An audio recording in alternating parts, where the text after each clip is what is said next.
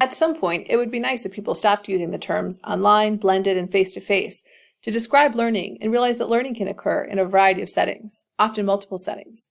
Of these three common learning environments, early research suggests that blended learning, in which some of the learning is delivered online, either in or out of class or both, has the greatest impact on student learning.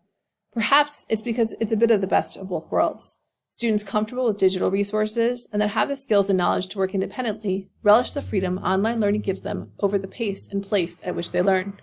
But sometimes it's nice to be in a physical space with a teacher and your classmates, where it can be easy to interact, ask questions, and have new learning modeled or supported directly. Teachers new to extending learning through digital technology sometimes forget to apply some of the sound instructional design and pedagogical strategies they have honed in on face-to-face settings. All too often, they focus too much on features of the technology. Remember that technology supports the learning, so like any good instructional activity, consider what the learning should know and be able to do, how they can demonstrate they have met the learning goals, and the types of learning activities that will help them meet those learning goals. If the learners need practice, select technologies to provide practice. If they need to collaborate with others, select technologies that support collaboration. Technologies should be selected to meet learning needs, rather than selecting the coolest new tool first and trying to force learning into it. In most cases, that's a recipe for disaster.